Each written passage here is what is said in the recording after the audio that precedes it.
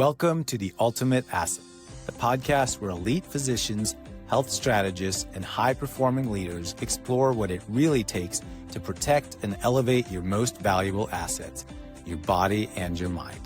This is high-performance medicine, powered by Velocity Health. Welcome to the very first episode of The Ultimate Asset, powered by Velocity Health. I'm your host, Dr. Deep. I am a physician, the founder of Velocity Health, and someone who cares a lot about my brain, which is what we will be talking about today. I am joined by two of my favorite people, our co-founders here at Velocity, Morgan Koth, our COO, and Brock Riker, our Director of Clinical Operations, who both wish I had more of a brain, I'm sure. So, hey guys, how are you? Yeah. Good. I think your brain's doing fine. Agree. I know that this is why we're all here anyway, Dee, but yeah, we're pumped to be here. Well, before we dive into talking about Alzheimer's and dementia and brain health, which is a big topic, we've all been learning a lot about our brains this year. What's one interesting factoid you've learned about our brains recently? I'll go with that, Brock. I think one of the things that I've learned is that when you are lacking the sleep, that your brain shrinks. I mean, that was something that, I didn't think about or even, realize that was happening. I mean, I know cold showers have effects on certain body parts, but lack of sleep is one of those things that, is shrinking the brain. I think letting me realize and understanding how sleep is important. Yes. Absolutely. Yeah, I've been getting into a lot of just what creates brain energy, like the things that produce, creatine supplementation, even getting into lactate supplementation and all this stuff that kind of creates the energy for the brain. And yeah, I've been geeking out on that stuff recently. So it's very cool. Lots of really interesting science and emerging data here that we'll talk about.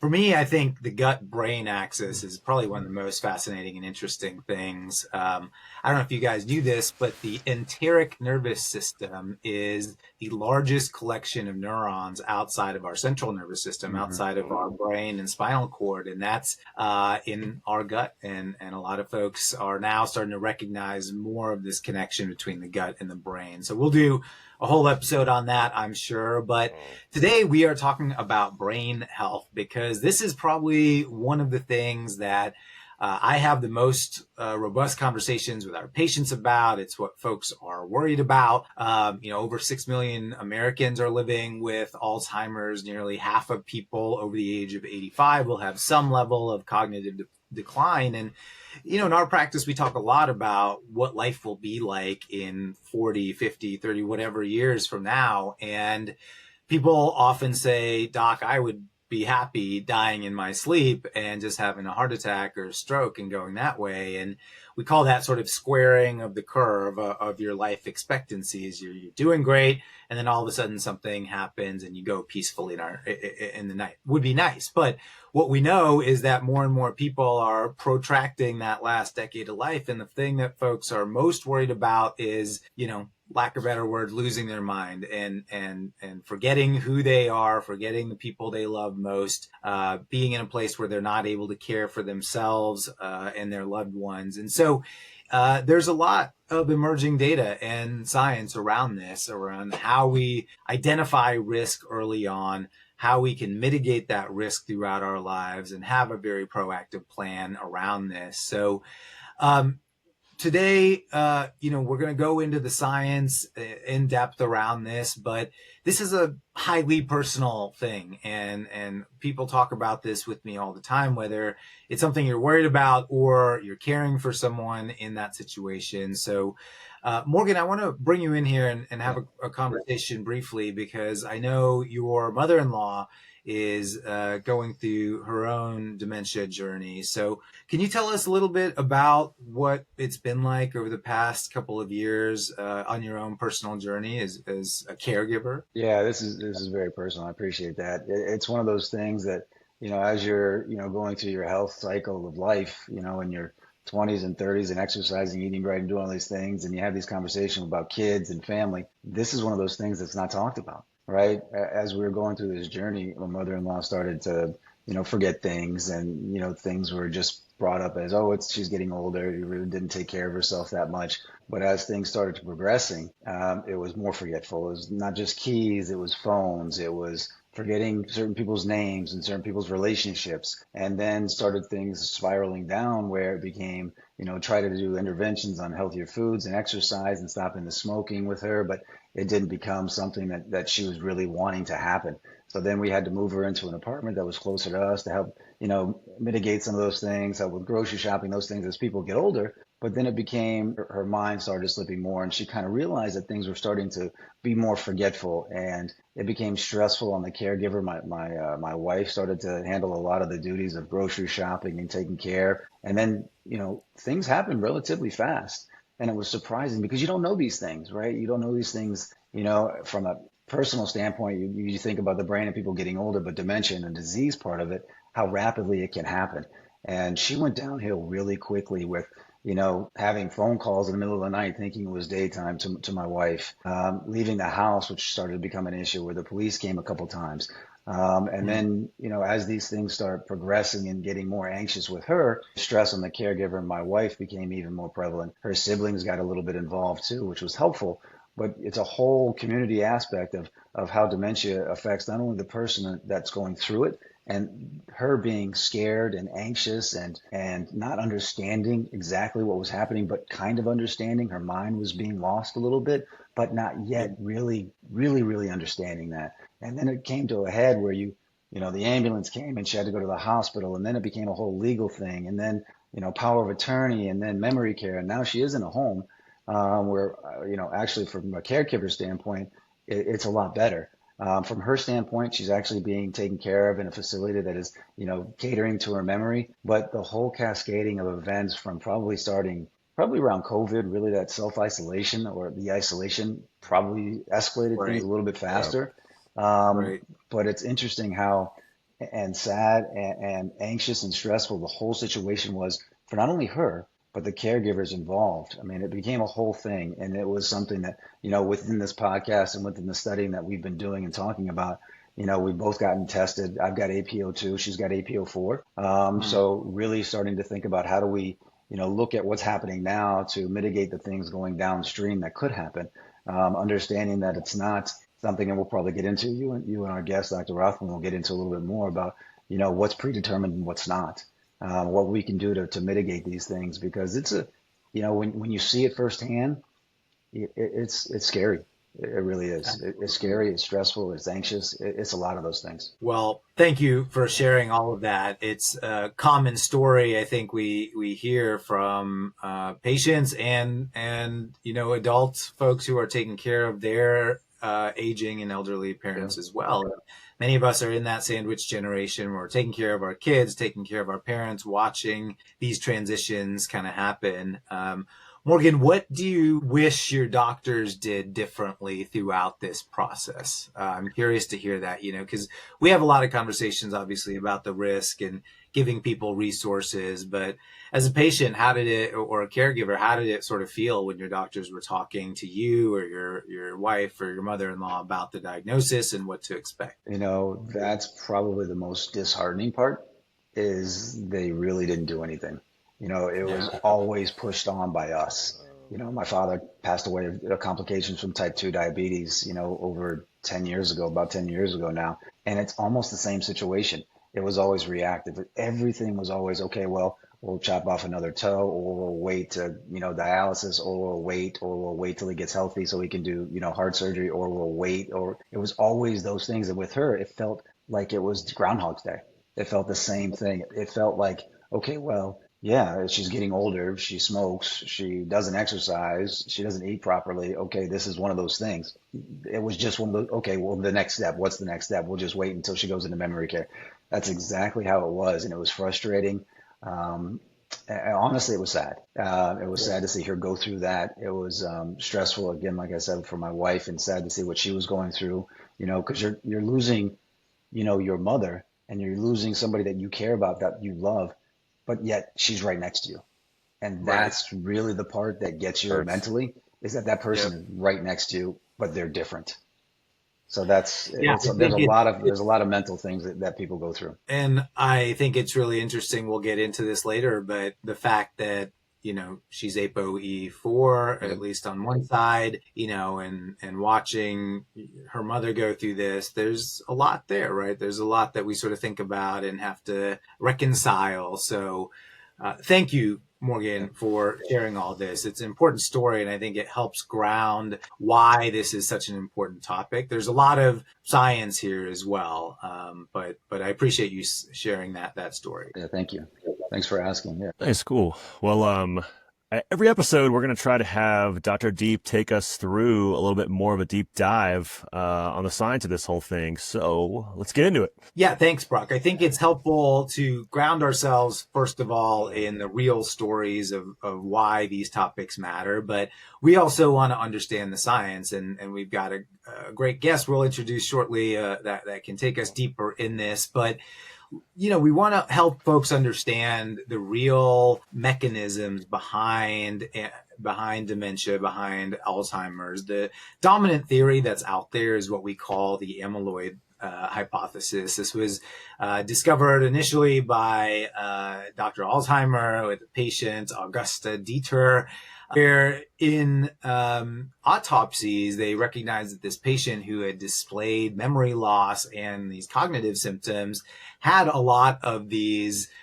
plaques and neurofibrillary tangles is what we call them. The plaques and tangles were more formally sort of discovered in the 1980s. We put names onto them, the amyloid plaques and the tau tangles.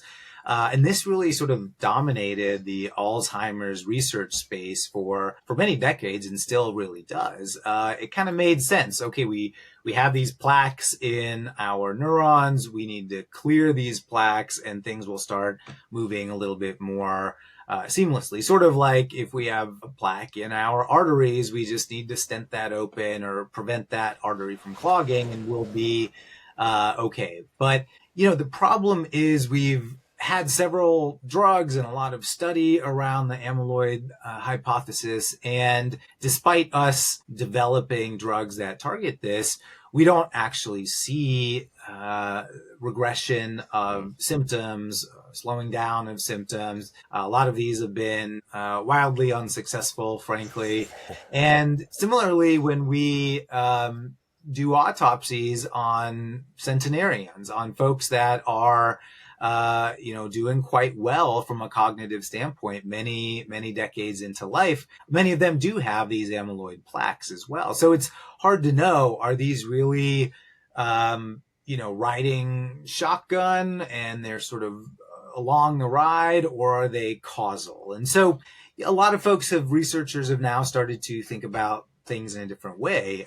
One theory is around something we call type 3 diabetes, where this idea is that, insulin sensitivity in the brain is extremely important. The brain relies on insulin and glucose for energy. It's one of the major uptakers of glucose per pound in our body. And the insulin resistance hypothesis across the rest of our body exists in our brains as well. And this is really the thought that Alzheimer's is a metabolic disease of the brain, which is compelling. It does explain a lot. There are, just like everything in medicine, things that go against that as well.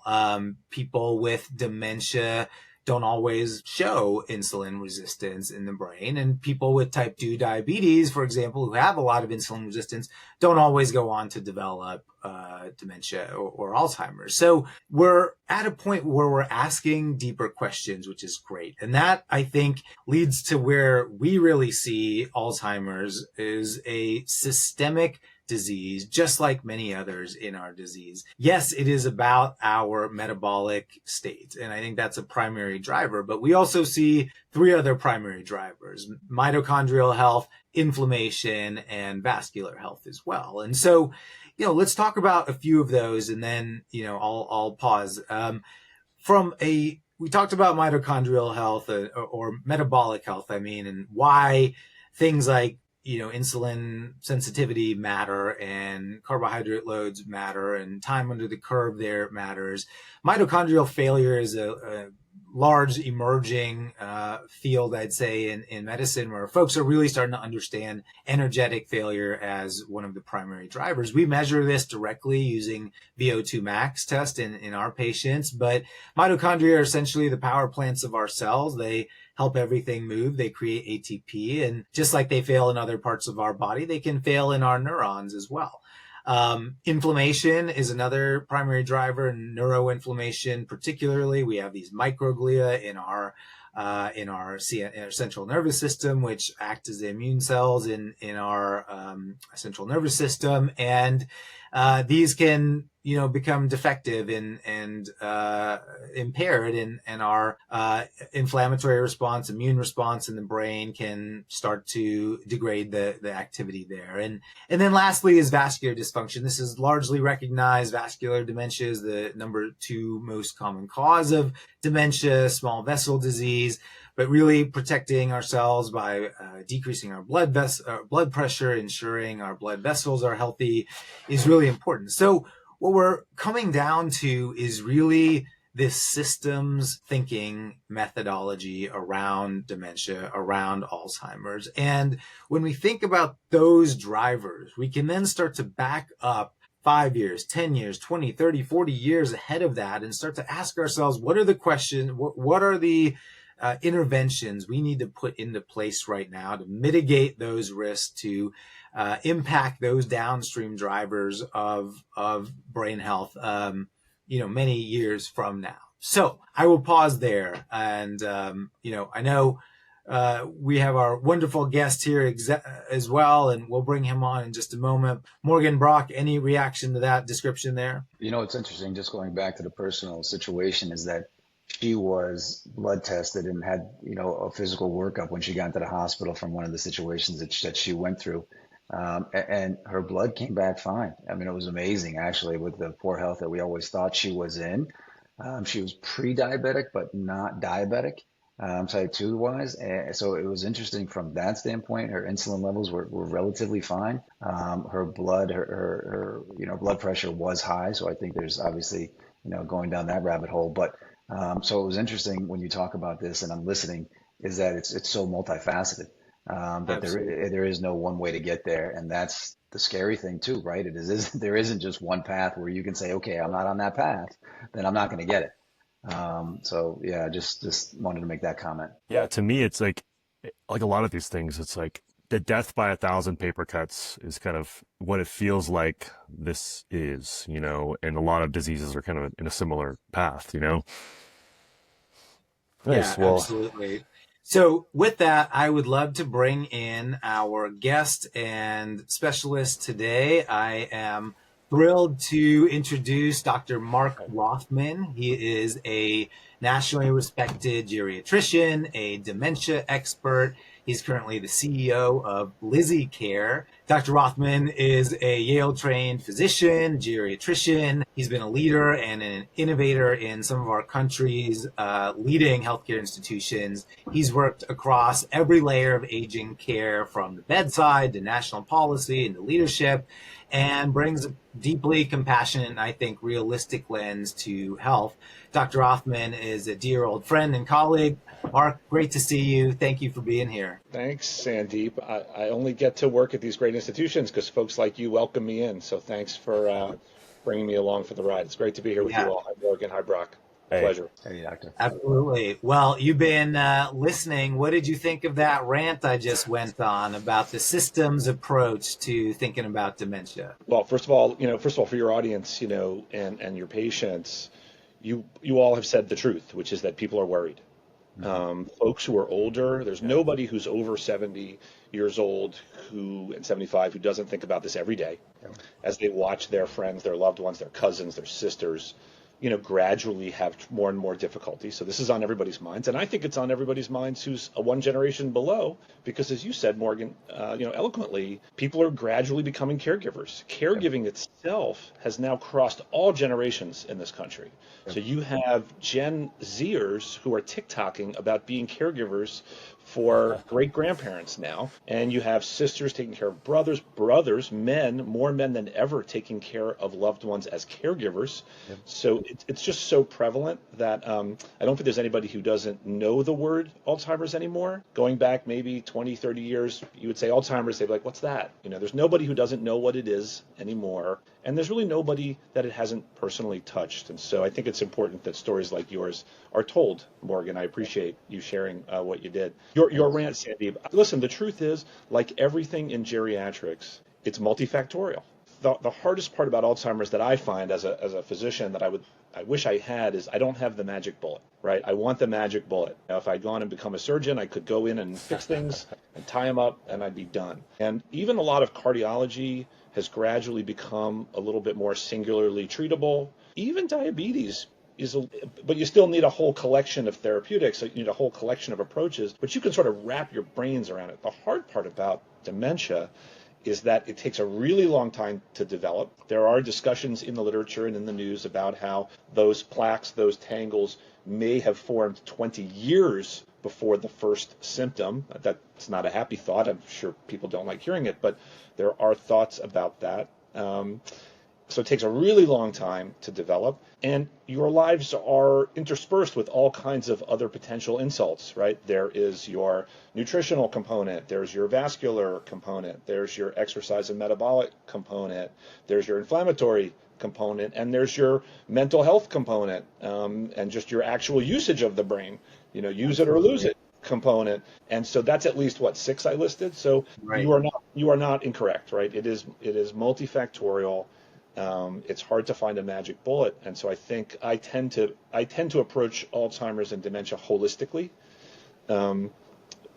which is good. I guess it's good for me. I'm comfortable. I'm comfortable with the complex holistic approach. It is hard sometimes for people who are looking for a very quick answer. What can I do today? Right. That increases my risk for Alzheimer's tomorrow. There are answers to that question, but they often involve, a little bit of work. Yeah, absolutely. And I think you mentioned it, people are looking more for that singular smoking gun or silver bullet, I should say, which is like with diabetes and the GLPs right now, people feel like, okay, I've got a med that can totally change my life. Do you think that amyloid and neurofibrillary tangles are the target and there will be a blockbuster pharmaceutical in this space that totally changes the outcomes and natural sequelae of dementia? To the extent that things like the new medicines for diabetes and obesity, I don't know that it'll reach that level. I don't know if it'll reach like statin level of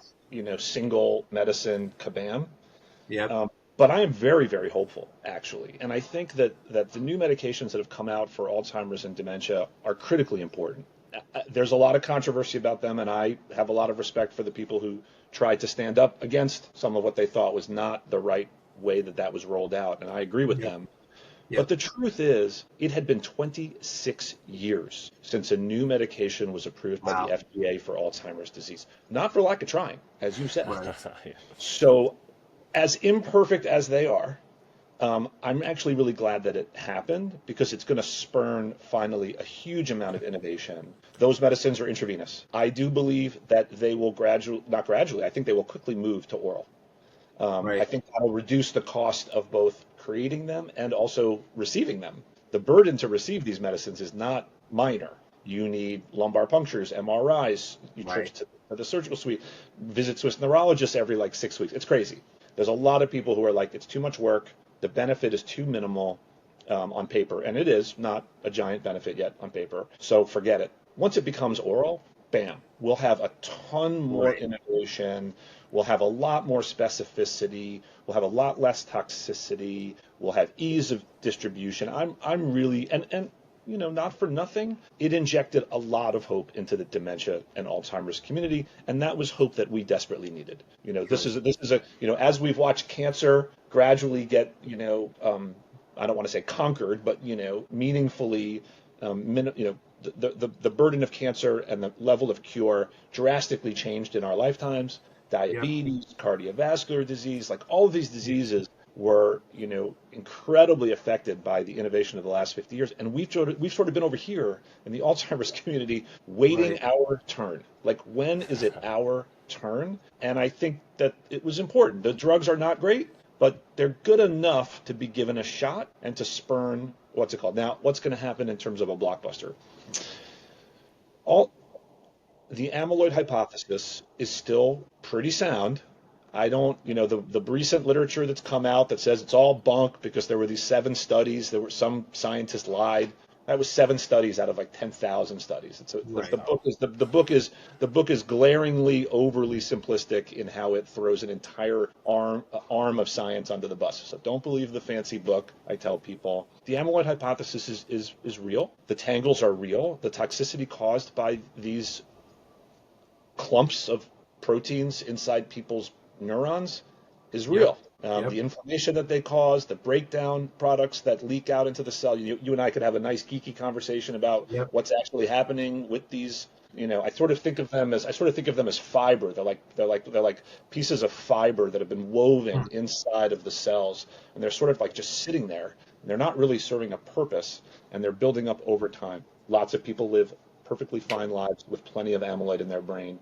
They die Yep. without any cognitive problems, and they're okay. I get it. There's always the what about this and what about that, but the truth is the theses are pretty solid. How they are cleared, when they are cleared, and how toxic that is, I think we'll learn more soon. But I'm a believer that amyloid and neurofibrillary tangles play a role in the disease for sure. They're not 100%. Other factors do too. Yeah, I think this will end up being like some of these meds we're seeing now, which is a one and done shot for cholesterol, for example, where your ApoB ultimately gets down to 50.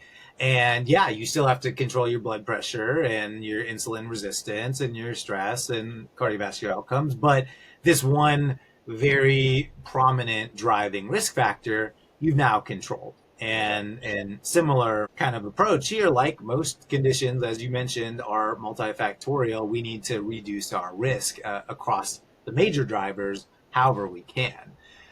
Mark, do you think that there's an epidemic of dementia right now? I do not.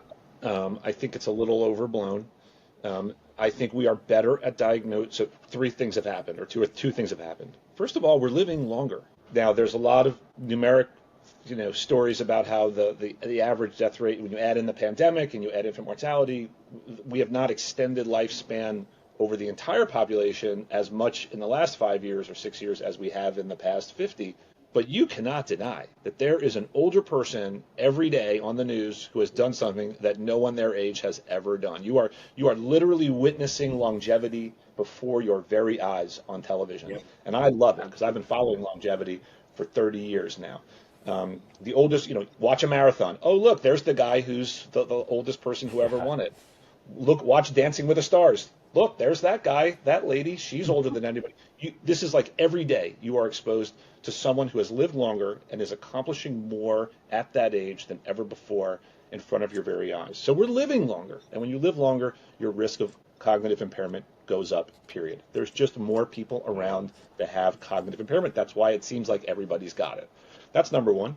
Number two, we are more likely to want a diagnosis today. Go back 30 years, I've been practicing for about 25. Even when I started practicing, people took family members who had cognitive impairment and hid them away from society. They kept them at home. I don't want to call them prisoners, but they kept them at home. They were completely embarrassed and shamed. They were in denial, and they didn't want anybody to know, and people were kept at home, and you didn't see them out and about in public. So people with cognitive impairment were not out and about in public 50 years ago at all. And they went and lived in nursing homes. So nobody really saw them at the shopping mall or on the roads or, at the restaurants. And third, people really are more likely to just actually get a diagnosis. Only 65% of people with dementia today have a formal diagnosis from a physician. So That's actually higher than I thought it would be, to be honest. But That's wild. but that is striking, right? Like yes. a third of people are out there and definitely have some degree. I think the hard part is it's such a gradient, right? And it looks different in every individual. It's not like there's the one blood test. And, we can talk about, if we have time, some of the newer tests out there. You mentioned the spinal taps and the p-tau proteins and things like that we can look for now. But in large part, it's a clinical diagnosis, right? And we're using validated surveys, things like the MOCAs and our Gestalt more than anything. And that looks very different for many, many people. That's right. And it affects, people differently. Folks who have a higher educational attainment and better sort of linguistic and literacy levels, they can sort of hide it for longer, right? They can compensate for longer. People who are not as good intellectually, who don't have as high an IQ, who don't read a lot, they often, the symptoms will be prevalent just more obviously because they're just doing tasks and stuff. So, you got to adjust for the education level. You have to figure out, you have to really figure out my approach is always like, what is it families are trying to understand? What is their problem today, right? So if you're, a lot of folks that you all will deal with will probably be the children of people with memory loss, I imagine, right? A lot of your clientele, I suspect, will be sort of middle-aged, young and middle-aged people, but they have older adults in their family, and they're wondering, is that normal forgetfulness? Is that normal aging? Is that abnormal aging? How do I deal with that? Someone mentioned, I can't remember if it was you, Morgan or Brock, someone who was sort of in denial, right? This can't be dementia. It has to be normal aging. So my group spends a lot of time helping families sort of talk about that, doing the right tests so that the results of the tests are useful, not just academically, but that the tests are actually useful so we can talk about them out loud, maybe say the word out loud. You have to really individualize your discussions around dementia and memory loss and cognitive impairment to really tailor to what people's needs are as a family. You got to get to know them a little bit. That's, our model and our practice is based on getting to know people a little bit, because once you know them, then you can figure out we cut through denial all the time. You just got to have a little experience doing that. It's hard to do that kind of in like the, 8-minute office visit, as you guys, we're with you there. Appreciate. So you kind of have to tailor things to the individual. You know what? Just one thing on that, just with the personal situation that Dr. Rothman, you're talking about with me, is that, you have these discussions earlier on, and as the person's getting older, as she got older, right, she was saying, hey, I'm forgetting these things. And you kind of, like you just said, you kind of, push it off a little bit as you're just aging or people just getting older. I'm relatively young when it first started in her early 70s, late 60s. And so, to that point is, we didn't know at that point of, testing and, asking the right questions or looking at the sleep habits or, should we focus more on nutrition or health or cardiovascular or, exercise? So in your opinion, is that something, so me, 53, right? This is probably our demographics, between 40 and 55, right? That's the age where the parent is getting a little older. What do you suggest that we do or we should have done or could have done, or somebody that is listening, what could they do to say, hey, these are maybe the tests we should talk about, or these are the questions we should have, with the doctor and the back and forth? What are your suggestions on that? Or, you have any protocols or have any thoughts on, maybe I'm jumping ahead a little bit, but what are your thoughts on that process of, hey, these are the questions to ask, or these are the things to really look for because that's just normal forgetfulness and this could be something else? Yeah, that's a great question. I always have to, the elephant in the room is always, I forgot my keys. I forget my keys when I go inside. Is that dementia? The answer is no. Right. If you ask my family, I had dementia 10 years ago. Yes. I got to get that one out of the way all the time, right? Yeah. So, officially on paper, right, dementia is really a combination of objective cognitive impairment, where you can do testing and find cognitive impairment, together with it affecting your function. I find that two of the main things, and there's some actually good data about this, the two or three main things that start to be affected earlier are, and it's not generally the stereotypical stuff, they got lost driving. I actually find that this stuff is less common. The more common things that start to change are nutrition and eating habits, especially as more people live alone. There's less older adults living together in dyads, husband and wife, the traditional white picket fence than there used to be. So if there's no compensation and you're less social in your meal times, eating is affected. I hear constantly from families, well, we prepared all this food, we put it in the fridge for Dad, and he never ate it, or he threw it away. Why is that? And that's because you're already late to the game. It turns out that he actually was not really eating because he was not involved in a social eating activity. And so putting things in the microwave and deciding what to eat, putting things in the microwave in the right sequence, in the right order, sitting down to eat, finishing the meal, cleaning up the plate, that's a lot of steps. And if you're having trouble sequencing, you might sort of just kind of eat potato chips. Yikes. Open bag, eat. Open, 2 steps, really easy. There is some data, actually, that financial errors in folks who eventually develop dementia start to appear up to 5 or more years before the symptoms are obvious to the family. So financial errors are sort of a very, very early sign we're thinking. You could actually use some data from credit monitoring agencies. I was going to say, I wonder if you could like contact some banks. Yeah. There's some thought that you might actually be able to use sort of digital pattern recognition to be like, you miss a bill here and there. We do that our whole lives, but it starts to be repetitive. That's another one. And I find that sleep disturbance is actually so highly prevalent among people with memory loss. When I have to go I do house calls only. I don't have a clinic. I only visit people at home. When I go into a home of someone who's had, mild to moderate dementia, they've had it for probably 3 or 4 or 5 years. Holy cow, the sleep disturbance is profound. I find this so frequently, and it not only has affected the person with the memory loss, it's actually affected the whole family. So it is not uncommon to see people with memory loss, I call it the puttering around the house at 1, 2, 3 a.m. Yep. And then behind them is like the rest of the family puttering behind them, right. Sort of chasing them around. Everyone's bleary-eyed. No one's getting enough sleep. So I think that I look less for the individual cognitive problem that I can eventually tie to a test. There's classics, right? Speech, word finding, recognizing loved ones, etc. I look for more functional problems that are probably start to become messed up earlier. Sleep starting to get messed up. Finances are starting to get messed up. Meal preparation, people who used to prepare lovely meals, beautiful meals. They cooked all the time. They entertained. They always have an excuse why they're not doing it. There's nobody to cook for anymore. Oh, nobody's around. Oh, I don't like to go to the site. Just always sort of making excuses for things that they really used to do very well. That's a tip off for me that I might want to think about asking questions. Is there a memory problem here, or is it something else? I think you had a little video into her apartment, because everything you said was spot on. There was times she started getting a little bit, down a darker road, is that we would have her over our house because there were certain situations, storms would scare her. And then, it got to the point, though, her staying at our house was detrimental to everybody, just as you said.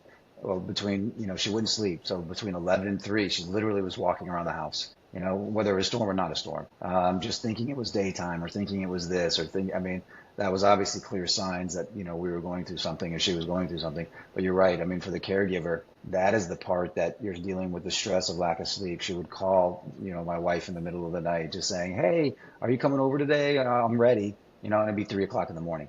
And you have to take these calls because there was a couple times it was the police, right? That she was out in her apartment. And so the issue that you're talking about, not only with that individual finding out what's going on and seeing the signs, hopefully earlier rather than later, but for the caregiver, understanding these are coming and this is happening. What do you do, right? The stress of all these things that are happening. It's so daunting. And I think this is one of the takeaways that I hope we have some action items, not only, hey, what are the things we can do to mitigate this downstream as a 50-year-old, right? What can we do to help mitigate these things that maybe we see coming? Maybe there's things that are in our families that we should probably be a little bit more aware of. But also, how do we prepare for this? How do we prepare for this as a group, as a family, as a caregiving unit? What do we do to try to support each other and to be able to support the person that's going through this? Those are the things that hopefully we can get these in the show notes, Brock, and everybody, and get these things, as action items for people, because those are the things that are really hard. It's like that are younger and older. It's a good segue, Morgan, because I'm actually curious, Dr. Rothman, from a perfect brain health perspective, almost what are you doing personally, maybe even for your own testing or your own brain health or any of this stuff that you're doing to protect your brain, your other family members, friends' brains, essentially? Yeah, happy to jump over to those topics. I always say the same thing. People find me a broken record. What's good for your heart is good for your brain. So the most important thing I always tell people that you can do for your brain is make sure you take care of your heart, right? Please take care of your blood pressure. Please take care of your cholesterol. Every little thing that you think you understand about the heart, blockages, cholesterol deposits, thickened arteries, you name it, right? Stroke prevention, like all those things that people now can sort of prattle off and know in regular culture now. It's all good for the brain, right? Every one of those things affects the brain. So the best way to protect your brain is to protect your heart. So I focus, and I think I focus my family on blood pressure control. I cannot tell you how many young to middle-aged men, like many of you, who often have stressful jobs, are building their families and taking care of their loved ones and trying to be successful. I cannot tell you how many of them I have told to go please check their blood pressure, because most of them don't. And I always tell them your partners will thank me. I've done that a number of times with my friends now that I'm in my mid-30s. So. That's right. You know, the silent killer, Sandeep, but do I have that right? Hypertension? Yeah, absolutely. All right. So, you know, blood pressure control. So what do we focus on here? My wife and I, my family, blood pressure control, obviously getting checked, taking a medicine or two, which is totally appropriate and very highly effective. We focus a lot on exercise and diet. Really, for us, it's really more about being active and ambulatory, making sure we're walking a lot, exercising a lot, getting up and out. We recently moved to New York. We walk everywhere. We take the stairs. You know, we do our stretches. I'm a big fan as a geriatrician. I've examined and taken care of a lot of older folks. I think the 2 or 3 things that really resonate for me, for them to stay healthy late in life, is flexibility and lower extremity strength. So gotcha. I used to practice in San Francisco. Squats. What keeps 92-year-old women vibrant in San Francisco? Stairs. Walking up those hills, yeah. Stairs and hills. This is what it works. It's worked for them their entire life. They pick up some groceries at the bottom of the hill. They walk up the hill. When I used to do rehabilitation for them after knee surgeries and hip surgeries, I would sit down in the bed. We'd have a little introductory conversation, and I would look at them and I would say, how many stairs? And nice. They all knew exactly how many stairs they had to climb to get to their front door. That's awesome. 14, I would say. There we go, 14. So lower extremity strength and flexibility so that you're not tight and filled with pain, right? So it's really, for me, it's all about pain avoidance. Yeah. My goal is to not end up in chronic pain. Chronic pain itself is such a debilitating disease as you age. 5 to 10 to 15 to 20 years of chronic pain will have enormous effects on your psyche, on your vibrancy, on your quality of life. So for us, it's really about hypertension, exercise and mobility, avoiding chronic pain over the lifespan. And then it's really all about mental health for me. You know, there's how linked are those? Like how? They're so linked. They're so linked. So first of all, you know, pseudo-dementia is basically an older person with depression. We have a name for it. You know, so many people, when they come to folks like me, the first question they ask is, could it be depression? And the short answer is, yeah. For sure. Why couldn't it be depression? Right? Yeah. I mean, all the things I said, right? Depression will make you not mobile, not eat, not exercise, right? Change your mood, change your sleep. So all the things I listed affected by depression. So I really think they're tightly woven, and longevity studies have shown that overall, the people who have lived the longest and have been the most vibrant have had a very, very, I don't know the right word, but like they've had a very sanguine, mature, and undifficult relationship with their outlook. You know, you often ask folks who are 102, what's your secret? And they say things like, I never got too upset. I love that. Yeah. So I really do think that, you know, as we're watching longevity unfold before our very eyes, not having incredible amounts of anxiety and depression plague you throughout your years and your decades is critical, or managing it well so that you can really enjoy yourself. So I focus a lot on, you know, just taking it easy a little bit. I tell my teams at Lizzie Care, where I'm the CEO and the co-founder, I'm always telling people, give yourselves a little grace, right? It's okay, right? We'll figure out. We'll figure it out tomorrow. That's beautiful. I mean, that resonates so much with our approach to care as well. And look, I think we have a different take than a lot of these longevity clinics, right? We're not shilling any supplement or particular protocol or whatever it is. Like, ultimately, our advice almost always collapses back on improve your VO2 max, therefore your cardiovascular health, improve your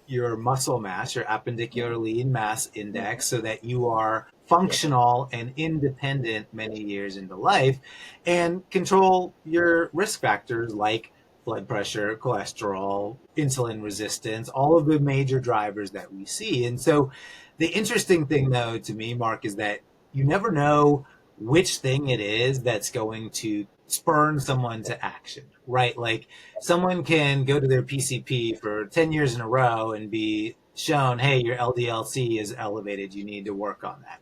Come back next year, right? That doesn't do much. But then us showing things like, hey, your ApoE is elevated, your insulin resistance score is elevated, your ApoB is elevated. Like, all of these things tell us a certain story. That all of a sudden you see the light bulb go off, you see the thing, you know, the risk actually click with folks, and they start to take action, which is ultimately what we care about. So, you know, you've done an amazing job here, Mark, taking us through the journey of, you know, what it feels like, to the risk factors that we see, how we can manage some of those symptoms downstream, how we can prevent some of that from happening early on in our lives. Tell us a little bit about LizzieCare, why you started it, what particular angle you have in sort of supporting the dementia care community here a little. Happy to do it. Thanks for giving me a second to share a little bit of our story. So I'm the co-founder and CEO of LizzieCare. We are a dementia care management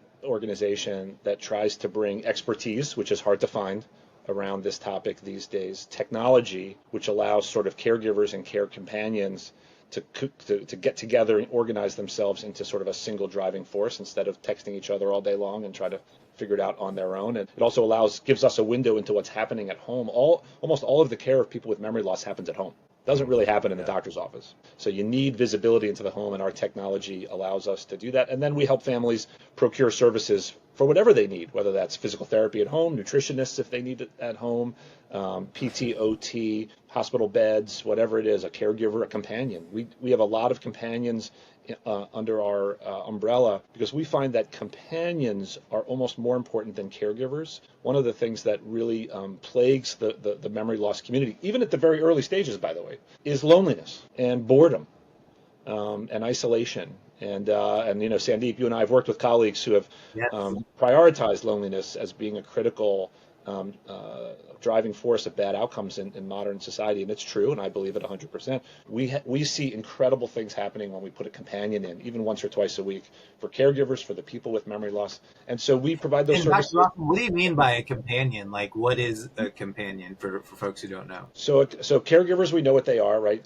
Like aid. There's a lot of different words: aides, attendants, private duty. Those are like people who do like dressing, bathing, grooming, physical stuff for people with memory loss at home. Companions are for people who need less of that, but are lonely, isolated, and bored, and whose families are busy. And so if you can't organize yourself to do your own hobbies anymore, you need a companion. Absolutely. And we focus on engagement, because we find that even though things generally trend downward over time with people with dementia, by the way, dementia can last a really long time. It's not all disasters and crises if you put the right things into place. We find that things like mood and things like activity and engagement actually improve.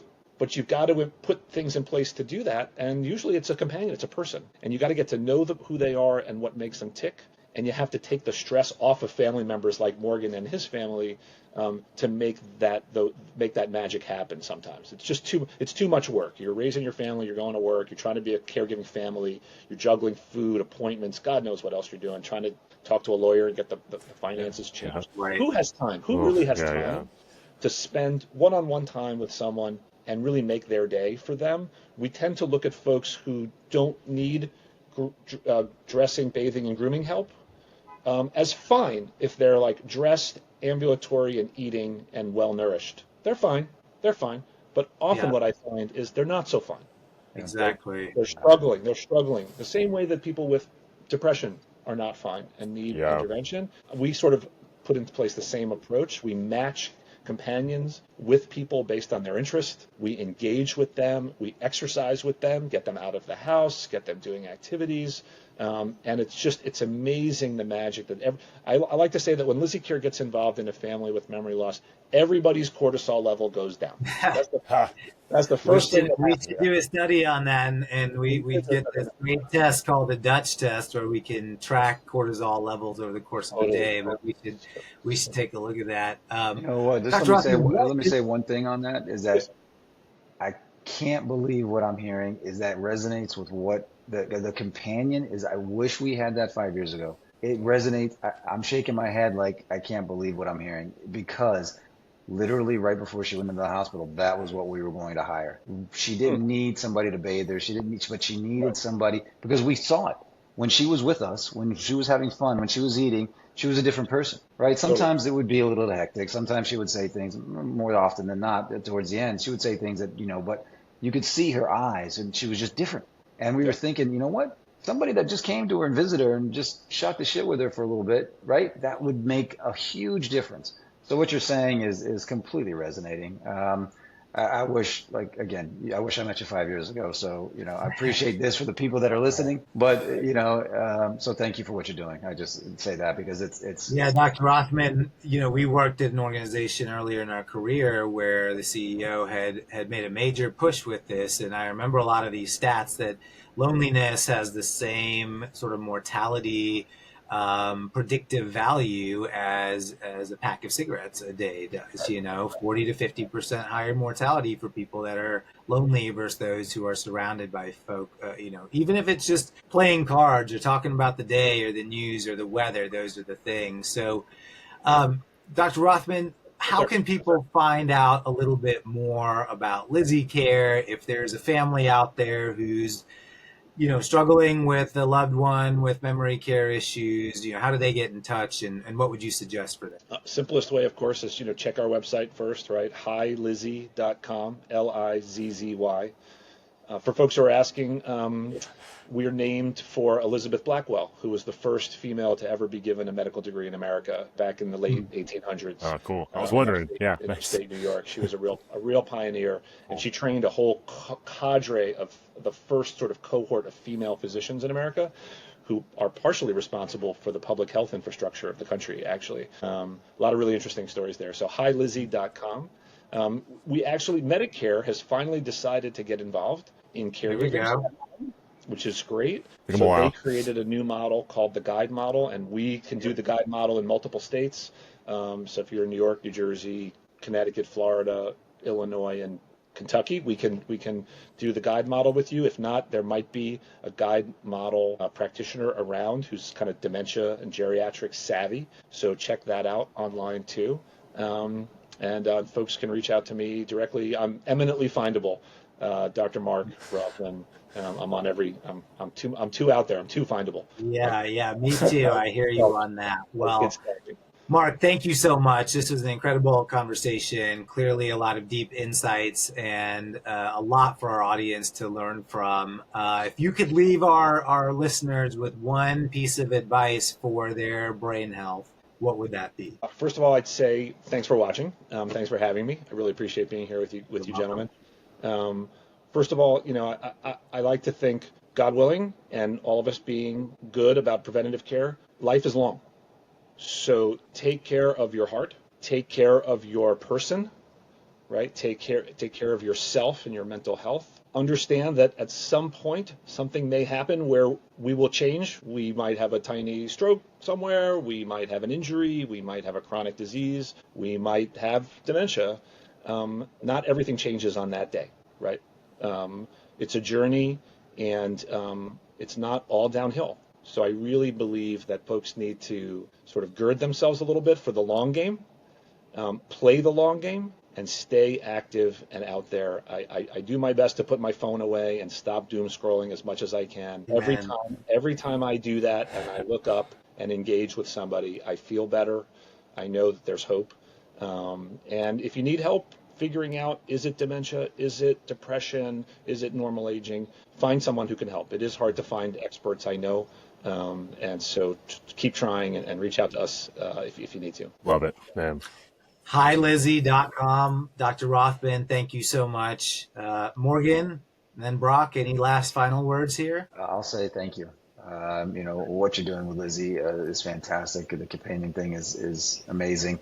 I think once we go down these things and talking about the cardiovascular, the mental and the physical side of things, like you said, it's a long game. So yeah, appreciate you being here and talking about that stuff. Oh, I think for me, it's crazy. I have this already view that people who are high strung and stressed out and don't have, any friends, I guess, are the people I see who are like angry at the world. And like, those are the people who are going to end up getting a multitude of problems. So like, I just love that the connection of just calmness, peace in your brain kind of is all related. And that's kind of how you be healthy. And like, that's how you thrive in life. And so I love hearing that. Yeah, we talk a lot. I mean, velocity health is really named after longevity, escape velocity, this idea that as we continue to progress over 5 years and 10 years and 20 years, life expectancy just continues to get sort of pushed out there. And what we need to do is guard ourselves against that. And exactly to your point, Dr. Rothman, it is play the long game here, right? And do all the preventative things that we need to do. So thank you so much for being here. Incredible discussion. For all of our listeners, thank you all as well. Your brain, your mind, your body, these are your most important assets, the ultimate assets. So take care of them and appreciate you all. We will talk with you next time. Thank you, guys. Thank you. Thank you for listening to The Ultimate Asset. Until next time, keep investing in your greatest asset, yourself. This podcast is for informational purposes only and does not constitute professional medical advice, diagnosis, or treatment. Always seek the advice of your physician or other qualified healthcare provider with any questions you may have regarding a medical condition or before making any changes to your health regimen. Never disregard professional medical advice or delay seeking it because of something you've heard on this podcast. Reliance on any information provided in this podcast is solely at your own discretion.